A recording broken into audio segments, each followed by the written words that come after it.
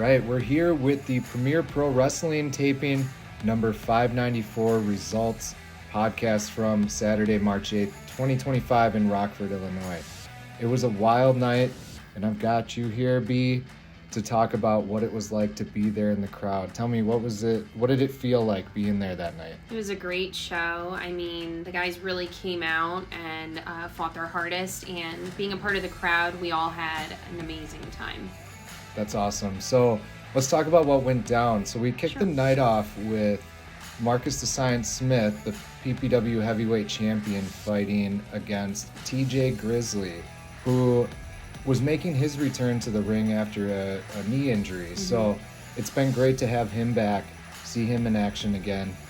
Throughout the match, he out-wrestled the champion early. He out-wrestled Marcus, but but Marcus's veteran experience showed as he found a way to put TJ Grizzly away with his Russian leg sweep into the stroke for the finisher and the pinfall. How did you feel about this match, seeing TJ Grizzly back and him taking on Marcus the Science Smith? Yeah, it was really great to see TJ back. It's been a while. It's good to see that, he's pulling through after his knee injury. He put up a really good fight against Marcus, and of course it was great to see Marcus kind of take a little bit of a beating, because he's just he's really something else. But TJ really he put up a really good fight, and the crowd really enjoyed it. Yeah, it's great to see him back. So immediately after the match, Marcus got on the mic and addressed the tag team match that he had later in the night. So he has a couple matches this night. The tag team match later in the night was against Rockford's own Jesse Danger and El Guerrero Jose Acosta. Both fan favorites here at PPW in Rockford, especially Jesse being from Rockford as well. But Marcus quickly got on the mic to address that match and say, just like TJ Grizzly, the outcome's going to be the same later in the night, and that the science class, which consists of Marcus and Mickey Sin, Marcus the Science Smith and Mickey Sin, will come out the victors in that match. So immediately after, we did have Mickey Sin coming out. This was a big match, battle of the big men. We have three big guys in this match. Mm-hmm. The Savior Mickey Sin, who we just mentioned, Caveman Trog, who's relatively new to PPW, but already making a big impact. And then, of course, we've got the biggest of all at PPW, the Aztec monster, Hugh Meck. How is it for you seeing these guys come out there? Oh man, it was a lot of power, it was a lot of sweat. It was great to watch. They all really fought hard, but especially Hugh Meck, of course. He's awesome. He's so much fun to watch. It was a great fight for sure. Yeah, definitely. Hugh Meck got off to a great start, a hot start for sure. He got the best of both of the other guys. He did. There was a lot of strength and power on display in this match. Everyone was slamming each other. These guys are all pushing 300 pounds or more, and they're slamming each other around the ring. Yep. They all got slammed. It was pretty impressive to see. How did you feel like watching all that power on display? Oh, it was great. It was kind of difficult watching Caveman and Mickey Sin kind of team up on Hugh Meck, but it was great to see Hugh Meck fight back. He's just got a lot of power in his moves. He really knows what he's doing, and he knows how to hold it down. Definitely. And looking around the crowd, you could see the awe that all the people had there just watching these big guys go at it, throwing each other around the ring in ways that you wouldn't see anywhere else but PPW. Yeah, the crowd was electric during this match for sure. Mm-hmm. So, near the end of the match, probably about 15 minutes in, Trog and Hugh Meck ended up outside the ring, and Mickey Sin did something we don't see often from him, not let alone a big guy like him, and he went all the way to the top turnbuckle, jumped all the way to the floor on top of both the guys, and it was quite a sight to behold. That was crazy to watch. I know I held my breath watching that happen for sure. Oh, yeah, I did too.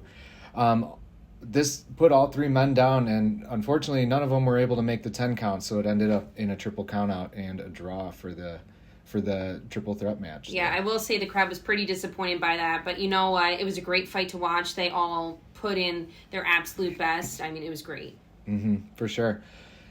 Next up, for the third match of the night, we had Rockstar Rosie coming out to do battle once again with the American Beard. The American Beard.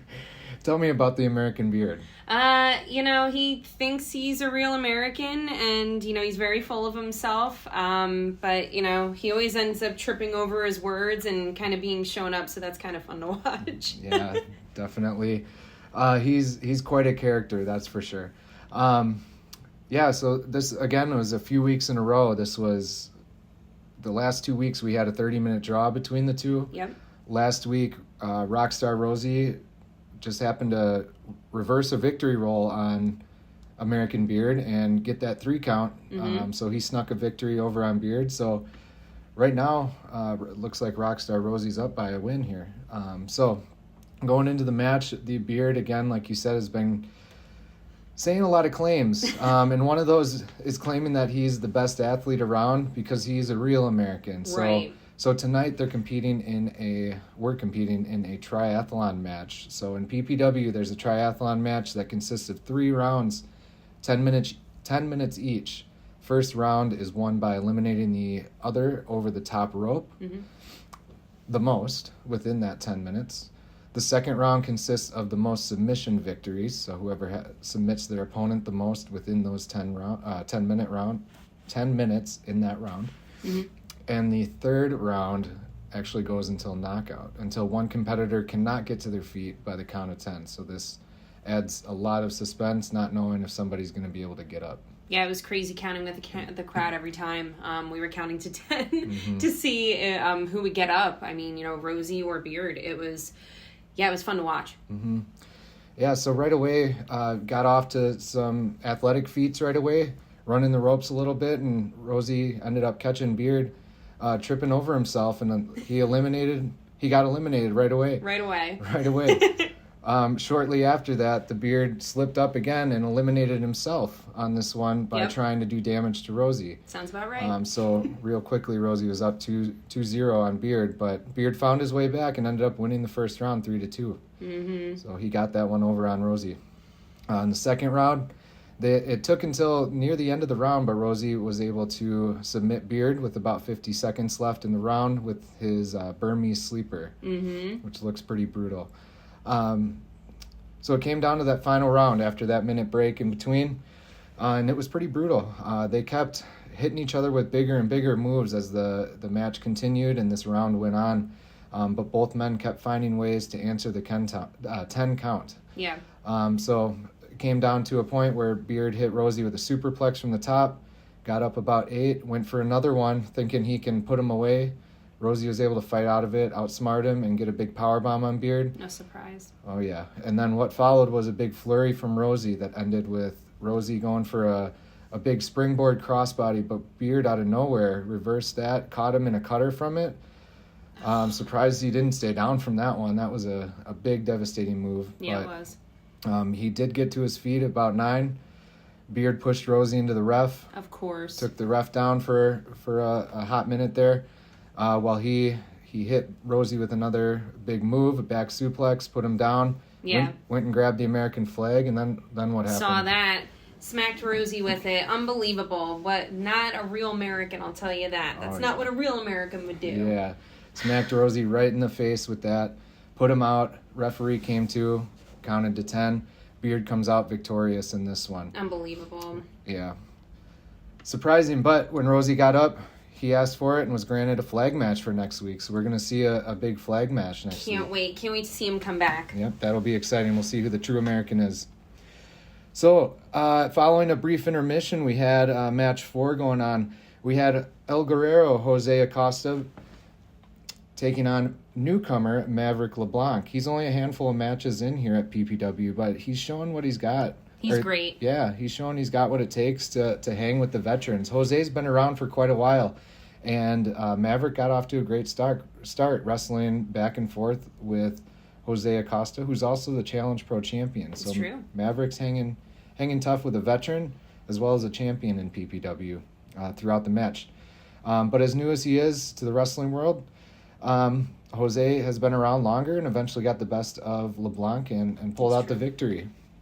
And immediately following that, Jose stayed there in the ring while Jesse came out, joined him as his tag team partner to take on the science class in our big main event for the evening. So, again, our science class is Marcus the Science Smith and Mickey Sin.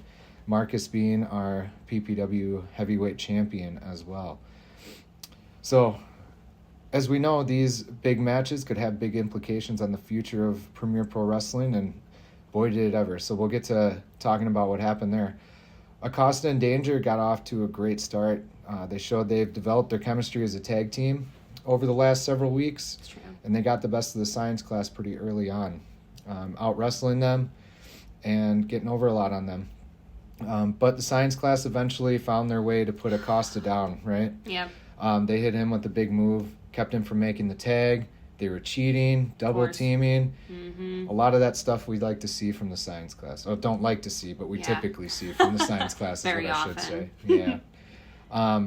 And Danger just had to stand there on the apron doing everything he can to contain himself, to stay within the rules. Can't imagine how he felt. Yeah, watching his partner get beat up like that, getting double teamed, it was like they couldn't catch a break. It's rough. So Jesse Danger now has a PPW heavyweight championship match next Saturday night on March 15th because he pinned Smith, the PPW champion. I can't wait to see it. I'm so excited. It's going to be great. Rockford's own Jesse Danger taking on Marcus the Science Smith, the guy that everyone loves to hate. Absolutely. Oh, it's going to be great.